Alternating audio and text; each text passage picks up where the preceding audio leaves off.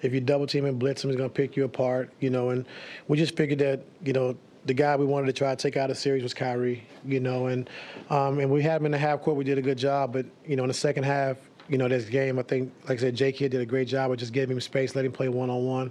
We're supposed to be firing, trying to get the ball out of his hands, but he's so quick and shifty. He was able to reject, get baseline, which we was firing from the middle.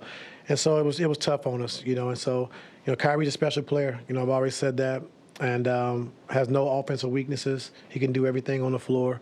And, he had a really big second half to propel the team to a win.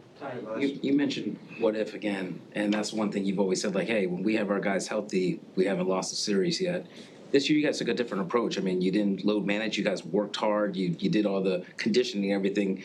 Is there anything in your head that you can think of what can I do to just have this I'm going back to load management.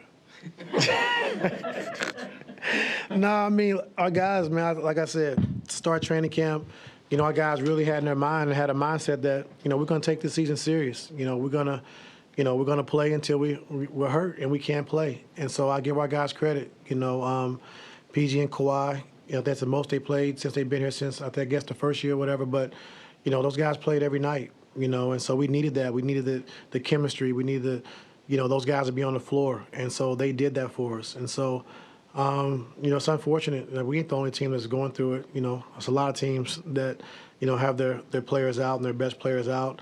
And so that's no excuse. Like you said, we had 3 weeks to prepare and play without Kawhi. We knew how we wanted to play. We knew the format. We had the blueprint. And, even as hard as it is, our guys did a good job of fighting through it, and like I said, they're a great team. They've been playing really, really, really good since the trade. And we knew it was going to be a tough series, but in my heart, I thought we could win this series, and unfortunately, we came up short. It was reported today that the franchise is looking to sign you to a long-term extension. Do you expect to be here long-term? I hope so. I hope so. Like, I didn't come here to bounce around and go all over the place. And Mr. Balmer, Lawrence, Mark, Trent, Gillian, they've all been great to me. And this is where I want to be, and hopefully they feel the same way. And so.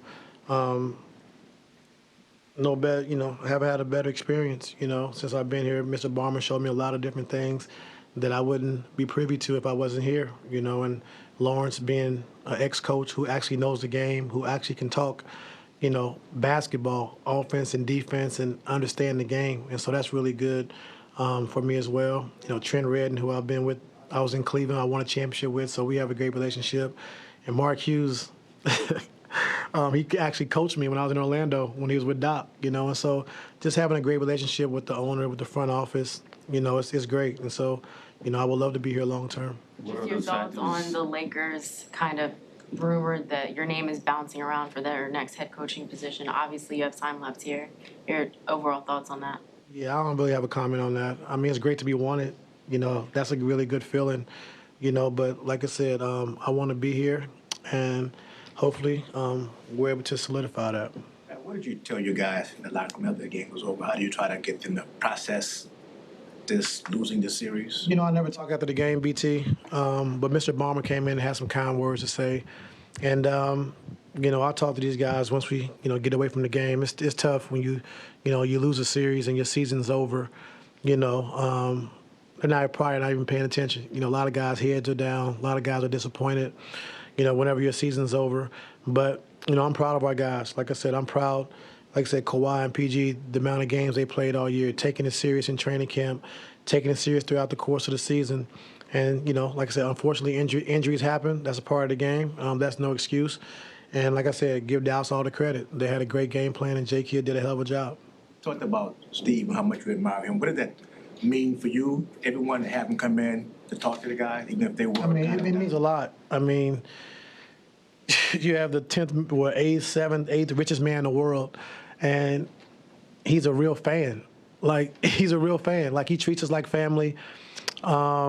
He actually genuinely cares, about each individual.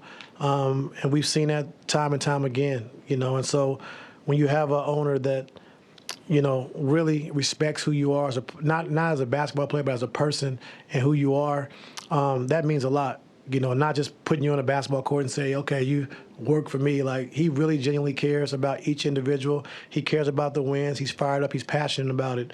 And so